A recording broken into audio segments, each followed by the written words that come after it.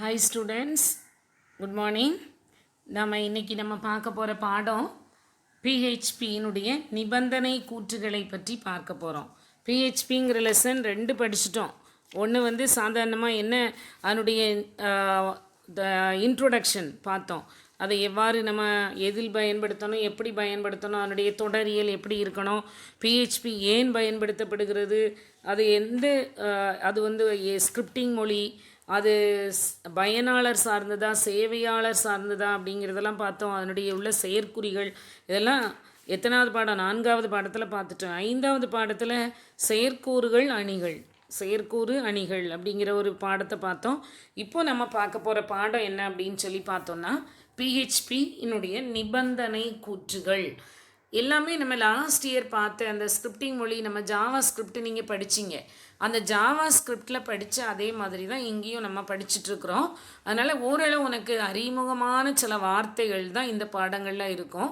நீ லகுவாக படிச்சிடலாம், ஈஸியாக நீ படிக்கலாம். உன்னுடைய புத்தகத்தை எடுத்து வச்சுக்கோ. எப்போவுமே படிக்கிறப்போ புக்கையும் கையில் எடுத்து வச்சுட்டு நீ படித்தேன்னு சொன்னால் உனக்கு ரொம்ப யூஸ்ஃபுல்லாக இருக்கும். ஓகே, நம்ம பாடத்துக்கு நேராக கடந்து செல்லலாம். நிபந்தனை கூற்றுகள். நிபந்தனைன்னா என்ன? நான் இதை செய்தால் நீங்கள் எனக்கு இதை செய்யணும் அப்படிங்கிற மாதிரி ஒரு கண்டிஷன் போடுவோம் பார்த்தீங்களா, அதுதான் நிபந்தனை. நம்ம போன வருஷமே பாய்வு படம்லாம் பார்க்குறப்பவே பாய்வு படம் நிபந்தனை, அதாவது கண்டிஷனல் ஃப்ளோ சார்ட் படித்தோம். நிபந்தனை ஆம் இல்லை, நிபந்தனைன்னு சொன்னாலே அங்கே கண்டிப்பாக 2 விடை வரும், ஆம் இல்லை. இந்த நிபந்தனையும் அதே மாதிரி தான், அது ஒரு கண்டிஷன் அடிப்படையில் இது செயல்படுத்தப்படுகிறது. அந்த நிபந்தனை கூற்றுகள் 3 வகையாக வகைப்படுத்தப்படுகிறது. ஒன்று இஃப் கூற்று, அடுத்த இது இஃப் எல்ஸ் கூற்று, இஃப் எல்ஸ் கூற்று. முன்னே திருப்பி நீங்களே சேர்ந்து சொல்லுங்க. இஃப் கூற்று, இஃப் எல்ஸ் கூற்று, இஃப் எல்ஸ் கூற்று. இஃப் கூற்றுனா என்ன அப்படின்னு சொல்லி பாரு. எப்போ இது ஒன்று ஞாபகம் வச்சுக்கிடணும். நிபந்தனை கூற்றுகள்னாலே அங்கே நிபந்தனை கண்டிஷன் இருக்குது. கண்டிஷன் ஒன்று ட்ரூவாக இருக்கும், இல்லைனா ஃபால்ஸாக இருக்கும். அந்த நிபந்தனை ஆம் அல்லது இல்லை 2 தான் இருக்கும் விடை. இஃப் கூற்று ஆம் என்று இருக்குமானால், ஆம் எஸ் ஆமாம் இந்த கூற்று சரிதான் அப்படின்னு சொன்னால் அந்த இஃப்ங்கிற அந்த கூற்றுக்கு கீழே உள்ள ஸ்டேட்மெண்ட்ஸ் எக்ஸிக்யூட் பண்ணப்படும்.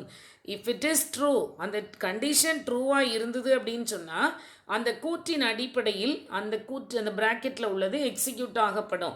அதான் இஃப் கூற்று. இஃப் கூற்று என்பது ஒன்று அல்லது அதற்கு மேற்பட்ட கூற்றுகளை ஒரு குறிப்பிட்ட நிபந்தனையின் அடிப்படையில் பயனர் விரும்பும் வகையில் செயல்படுத்துவது. இந்த இஃப் கூற்றுக்கு பெயர் என்னவா தெரியுமா? எளிய பிஹெச்பி நிபந்தனை கூற்று. இஃப் கூற்று தான் இருக்கிறதுலே எளிய நிபந்தனை கூற்று. அதுக்கு அடுத்தது நம்ம பார்க்க போகிறது என்ன அப்படின்னு சொல்லி பார்த்தோன்னா, இந்த இஃப் அடுத்த கூற்று இஃப் இந்த எளிய நிபந்தனை கூற்றுக்கு முதல்ல எக்ஸாம்பிள் ஒன்று நீங்கள் பார்த்து வச்சுக்கலாம். என்ன பார்க்கலாம் அப்படின்னா, உன்னுடைய புத்தகத்திலே இருக்குது. எளிய ஒரு எக்ஸாம்பிள் தான். ஒரு பாஸ் மார்க் 35, ஸ்டூடெண்ட் மார்க் 70. இப்போது இஃப் ஸ்டூடெண்ட் எடுத்த மார்க் 70, பாஸ் மார்க் என்ன வச்சுருக்காங்க 35. வெதர் ஸ்டூடெண்ட் எடுத்திருக்க மார்க்கு பாஸ் மார்க்கை விட கிரேட்டரான்னு பார்க்குறாங்க. ஆமாம் எஸ் அப்படின்னு சொன்னால் student is eligible for the promotion. ஆமாம், நம்ம அப்படி தானே பண்ணுறோம். 30-35க்கு கீழே மார்க் இருந்ததுன்னா ஏமா ஃபெயில்மான்னு சொல்கிறோம், மேலே இருந்ததுன்னா நல்ல மார்க் எடுத்திருக்கமா பாஸ் ஆகிட்டேன்னு சொல்கிறோம். அதான் இஃப் எல்ஸ் கூட்டு ஞாபகம் வச்சுடுங்க. இஃப் கூட்டு இஃப் அப்படின்னு சொன்னால் சரி என்றால் ஒரு குறிப்பிட்ட அந்த இஃப் கூற்றுக்கு கீழே ஒரே ஒரு இடத்துக்கு தான் ட்ரான்ஸ்ஃபர் ஆகுது. அப்போ இதில் சரி என்றால் மட்டுமே அந்த இஃப் கூற்று செயல்படுத்தப்படுகிறது. அப்போ ஒரு 2 கண்டிஷன் இருக்கே, சரியும் இருக்குது இல்லையும் இருக்குது. அப்போ ஆம் இல்லை. ஆம் அப்படின்னா செயல்படுத்தப்படுவது கூற்று அதற்கு கீழே உள்ளது. இல்லை என்றால் எங்கே போகும்? அதுக்கு தான் இன்னொரு கூற்று இருக்குது, பேர் இஃப் எல்ஸ் கூற்று.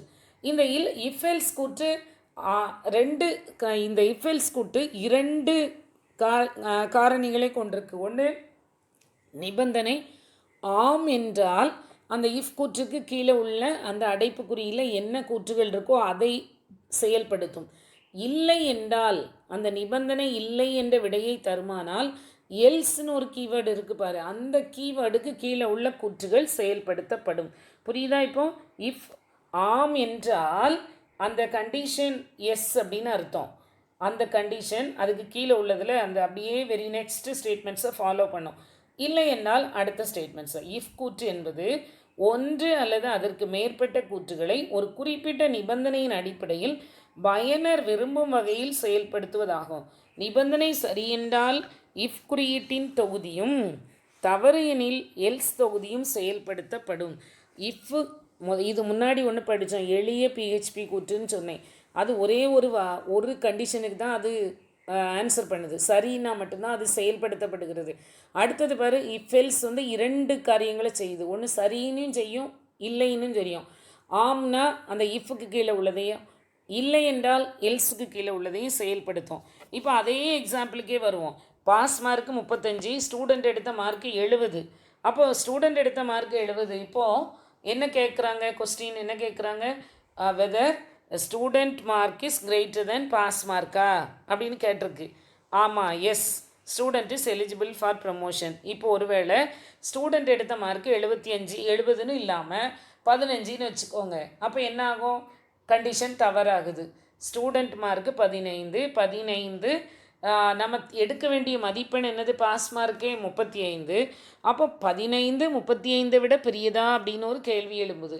அப்போ இல்லை, 15 சிறியது. அப்போ இல்லைன்னா என்ன வெளியிடு வரும், student is not eligible for the promotion. இதுதான் எல்ஸ் கூற்றினுடைய அடிப்படை தத்துவம். ஓகே, நம்ம அடுத்தது நெக்ஸ்ட்டு நம்ம பார்க்க போகிறது என்ன அப்படின்னு சொல்லி பார்த்தோன்னா, இஃப் எல்ஸ் கூற்று. அதாவது இஃப் எல்ஸ் ஒரு கூற்றுக்குள், ஒரு கண்டிஷனுக்குள்ளே இன்னொரு கண்டிஷன் செயல்படுத்தி அதில் ஆம் அல்லது இல்லைன்னு வந்ததுன்னா அந்த ஆம் இல்லை அடிப்படையில் இன்னொரு நிபந்தனை செயல்படுத்தப்படுகிறது. இதனுடைய கட்டளை அமைப்பு நீங்கள் பார்த்தீங்கன்னு சொன்னா பாருங்கள். இப்போ இஃப் எல்ஸ் கூற்று என்பது இது இஃப் எல்ஸினுடைய கலவை. இங்கே ஒன்றுக்கு மேற்பட்ட நிபந்தனைகளால் சோதிக்க முடியும். மேலும் சோதிக்கப்பட்ட நிபந்தனையின் முடிவில் அடிப்படையில் செயல் அமையும். இஃப் முதலாவது கண்டிஷன். இப்போ இந்த கண்டிஷனில் இந்த இஃப் எல்ஸ் இந்த 2 பேர் இருக்குது. இஃப் எல்ஸ் 2 பேர் இருக்குது. ஒன்றுக்குள் ஒன்று, ஒரு இஃப்புக்குள் இன்னொரு இஃப் இருக்குது. இந்த இஃப்புக்குள்ளே இஃப் இருக்கிறப்போ முதலாவது எப்படி இருக்குன்னு முதல் கண்டிஷனை பார்ப்போம். ஃபஸ்ட்டு இஃப் கண்டிஷன் 1 இது ஆம் என்றால் இன்னொரு கண்டிஷனுக்கு போகும். ஓகேயா, இஃப் கண்டிஷன் 1 ஆம் என்றால் இன்னொரு கண்டிஷன் வெரி நெக்ஸ்ட் ஸ்டேட்மெண்ட் அந்த இஃப்க்கு கீழே இல்லை அப்படின்னோடனே டைரெக்டாக எங்கே போயிடும், எல்ஸுக்கு போயிடும், எல்ஸ் பாத்துக்கு போயிடும். அப்போது மறுபடியும் இப்போது ஆம்னோடனே இன்னொரு இஃப்க்குள்ளே வந்திருக்குதா, அந்த இஃப்பை தான் எல்ஸ் இஃப்க்குள்ளே வந்திருக்குது. மறுபடியும் அந்த இஃப்க்குள்ளே வந்தப்போ இன்னொரு செக் பண்ணுறாங்க, எல்ஸ் இஃப் ஃபஸ்ட் கண்டிஷன் சரின்னா எல்ஸ் இஃப்க்குள்ளே வருது. அதில் செகண்ட் கண்டிஷன். இப்போ இங்கே ஆம்னா அதுக்கு கீழே உள்ள ஸ்டேட்மெண்ட், அந்த ஸ்டேட்மெண்ட் இதை கட்டமைப்பு நல்லா பார்ப்போம். இஃப் ஃபஸ்ட் கண்டிஷன் எஸ் அப்படின்னா எக்ஸிக்யூட் த ஸ்டேட்மெண்ட்ஸ், கண்டிஷன் ட்ரூவாக இருக்கிறதில்ல. இல்லை அப்படின்னா எல்ஸு செகண்ட் கண்டிஷனுக்கு வருது. முதல்லையே ஃபஸ்ட்டு கண்டிஷனே இல்லை அப்படின்னு சொல்லிட்டானா எங்கே வந்துடும், எல்ஸுக்குள்ளே வந்துடும். இந்த அமைப்புக்கு பேர் தான் என்ன அப்படின்னு சொன்னால் இஃப் எல்ஸ் கூற்று. இதுக்கும் ஒரு எடுத்துக்காட்டு கொடுத்துருக்காங்க, நல்ல அருமையான ஒரு எடுத்துக்காட்டு. அதே எடுத்துக்காட்டு தான் திரும்ப நமக்கு சொல்லிக்கிட்டே இருக்காங்க. பாஸ் மார்க் 65, ஃபஸ்ட் கிளாஸாக இருக்கணும்னா 60 மார்க் எடுத்துருக்கணும், ஸ்டூடெண்ட் மார்க்கு 70. இப்போ கேள்வி என்ன, ஃபஸ்ட்டு கண்டிஷன் என்ன கொடுக்குறாங்க, student mark is greater then first கிளாஸா அப்படின்னு கேட்குறாங்க. ஆமாம், எஸ் அப்படின்னு கொடுத்தாச்சு. ஆமாம், ஸ்டூடெண்ட் மார்க்கு கூட தான், student is eligible for the promotion with first class. மறுபடியும் அந்த கண்டிஷன் ட்ரூ. ஆமாம், ட்ரூன்னு எல்ஸ். மறுபடியும் பார்க்குறோம், student mark is greater than the pass மார்க்கா, yes she is eligible for the promotion. இல்லைன்னா தான் கடைசிக்கு ஓடி வந்துருமே, குறைவான மார்க் எடுத்தோன்னா எல்ஸுக்குள்ளே வந்துடும். அப்போ இது ஒன்றுக்குள் ஒன்று, ஒரு இஃப்க்குள் இன்னொரு இஃப், ஒரு எல்ஸுக்குள் இன்னொரு எல்ஸ் இஃப். ஓகேயா, அது 3 விதமான இஃப் கூற்றுகளை பார்த்தோம். ஒன்று சாதாரண எளிய இஃப் கூற்று, அடுத்து இஃப் எல்ஸ். எளிய இஃப் கூற்று ஒரே ஒரு இடத்துக்கு தான் போகும், சரின்னா மட்டும்தான் செயல்படும். இஃப் எல்ஸ் வந்து சரி இல்லை. அடுத்தது இஃப் எல்ஸ் என்ன பண்ணுது, இஃப் சரி என்றால் இன்னொரு நிபந்தனைக்கு செயல்படுத்தப்படுகிறது. பார்த்து நீங்கள் உட்காந்து கொஞ்சம் அந்த கட்டளை அமைப்புகளை எழுதி வச்சு படிச்சிங்கன்னா ஈஸியாக இருக்கும். ஓகேயா, அடுத்த முக்கியமான ஒரு கூற்று என்ன அப்படின்னா ஸ்விட்ச் கூற்று. இந்த ஸ்விட்ச் கூற்று அப்படின்னு சொல்லி ஒரு கூற்று நம்ம பார்க்க போகிறோம். இந்த ஸ்விட்ச் கூற்று இந்த இஃப் எல்ஸ் கூற்றுக்கெல்லாம் இப்போ நிறைய எப்போவுமே நான் முதல்வரானால், நான் பறவையானால், அப்படி நான் ஆனால் இஃப்னாலே அது தானே. நான் ஆனால், நான் இப்படின்னா இஃப் ஐ வேற பேர்டு, நான் ஐல் ஃப்ளை, நான் வந்து பறந்துகிட்டே இருப்பேன், இப்படிலாம் நம்ம சொல்லலாம். ஆனால் நடைமுறைக்கு வரணும். அப்போ இஃப்னு நிறைய எப்போவுமே இஃப் இருந்தாலே சிக்கல்களை உருவாக்குகிறது தான். இஃப்னாலே ஒரு சிக்கல் நிறைந்தது. அதுவும் இஃப்புக்குள் இஃப் வந்து என்ன ஆயிரும், சிக்கலாக முடிந்துவிடும். அதை நிவர்த்தி செய்வதற்காக தான் ஒரு கூற்று என்ன இன்ட்ரடியூஸ் பண்ணுறாங்க அப்படின்னா, ஸ்விட்ச் கூற்று அப்படின்னு சொல்லி ஒரு கூற்று.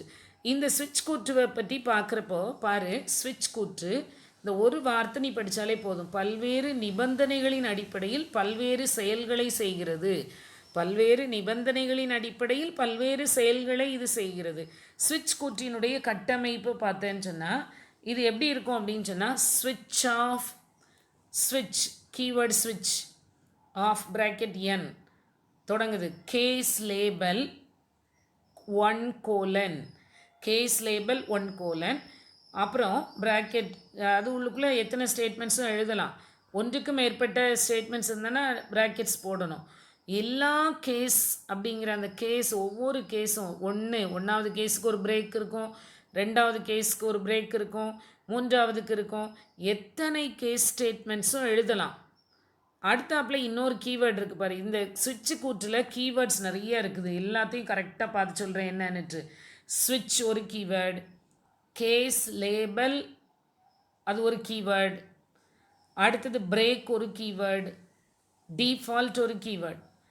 ஸ்விட்ச் ஆஃப் என் ஒரு பிராக்கெட் தொடங்குதா, ஒரு அந்த கர்லி பிரேஸ் அது முடிகிறது தான் ஸ்விட்ச் கூற்று நிறைவு பெறுகிற இடம். கேஸ் லேபல் முதலாவது அந்த கேஸ் லேபல் அந்த ஒன்றாவது எதில் முடியுது, பிரேக்குள்ளே. இப்படி எத்தனை கேஸ் இருக்குதோ அத்தனைக்கும் கண்டிப்பாக ஒரு பிரேக் ஸ்டேட்மெண்ட் இருக்கணும்.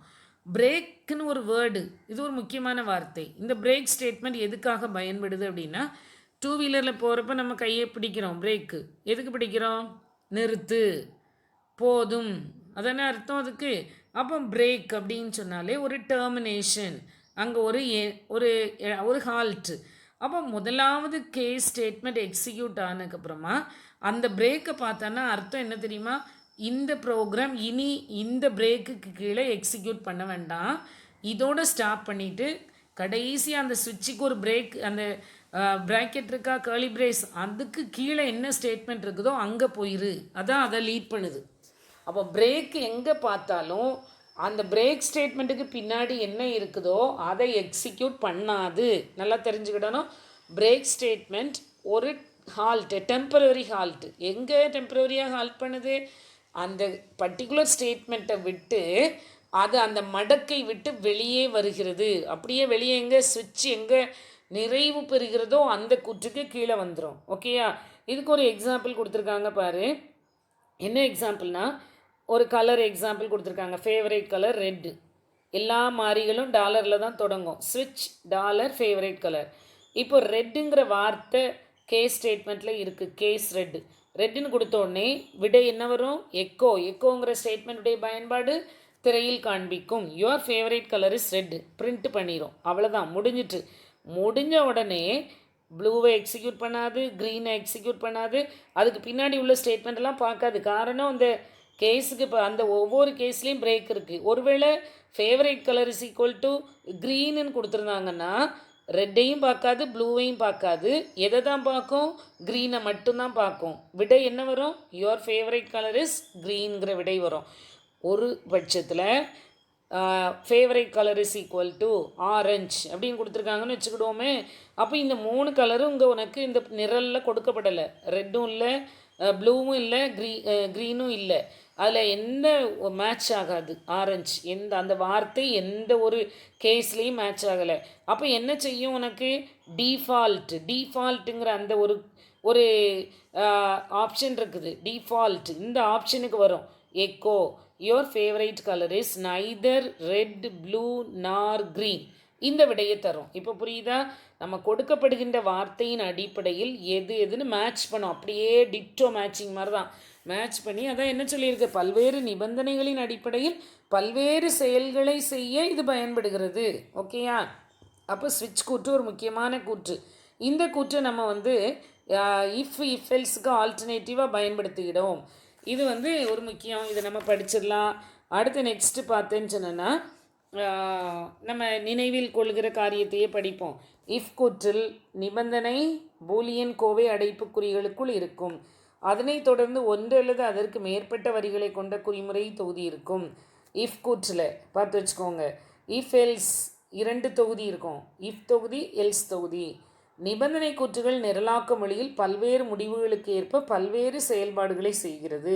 இஃபெல் ஸ்டேட்மெண்ட் நிபந்தனைகளின் முடிவை அடிப்படையாக கொண்டு தீர்வுகளை எடுக்க இஃப் வழிவகை செய்கிறது. ஸ்விட்ச் கூற்று என்னது? இஃபெல்ஸை போன்று தான் வேலை செய்கிறது. ஆனால் ஸ்விட்ச் கூற்றில் ஒன்றுக்கும் மேற்பட்ட மதிப்புகளை ஒரே நேரத்தில் சோதிக்க முடியும். அப்போ ஒன்றுக்கும் மேற்பட்ட மதிப்புகளை சோதிப்பதற்காக பயன்படுத்தப்படுகின்ற கூற்று ஸ்விட்ச் கூற்று. இந்த பாடத்தை எப்படி நீங்கள் படிக்கணும் அப்படின்னா, ஈஸியான பாடம், 2 பேஜ் தான் இருக்குது. நீ வந்து ஒவ்வொன்றுக்கும் கட்டளை அமைப்பு, அந்த கட்டளை அமைப்பை எழுதி பார்க்கணும். எக்ஸாம்பிளை 3க்குமே இஃப்க்கு இஃப் எல்ஸ் இஃப் இந்த 3க்குமே ஒரே எக்ஸாம்பிளை தான் அப்படியே எக்ஸ்டெண்ட் பண்ணிகிட்டே போயிருக்காங்க. அதனால் இஃப் எல்ஸுக்கு மட்டும் படித்து வச்சுக்கிட்டா போதும். இஃப்பு கூட வேண்டாம். இஃப் எல்ஸ் படிச்சுட்டு அதுலேருந்து பாதி எழுதிக்கலாம். அதனால் எப்போவுமே கட்டளை அமைப்பு கூற்றுகளை படிக்கணும்னு சொன்னால் கட்டளை அமைப்பை பாராமல் படிச்சிடணும். பாராமல் புரிஞ்சு படிச்சிட்டிங்கன்னு சொன்னால் அது வந்து லகுவாக இருக்கும், எளிதாக இருக்கும். அதனால் நமக்கு ரொம்ப ஈஸியாக இருக்குது. நம்ம இப்போ அடுத்த பிஹெச்பியில் 5-6 பாடங்கள் படித்தாச்சு. இன்னும் அடுத்த பாடமும் ரொம்ப ஈஸியான பாடம் தான், வேகமாக முடிச்சிடலாம். மடக்கு அமைப்பு என்னுடைய தொடர்ச்சி தான். அதனால் படிக்கலாம். நிச்சயமாக உங்களுடைய முயற்சி அதிகம் தேவை. நீ புத்தகத்தை எடுத்து படிக்கணும். படித்தாதான் நல்ல மார்க் வாங்க முடியும். சீக்கிரத்தில் பள்ளிக்கூடம் திறக்கட்டுன்னு எல்லாரும் இறைவனை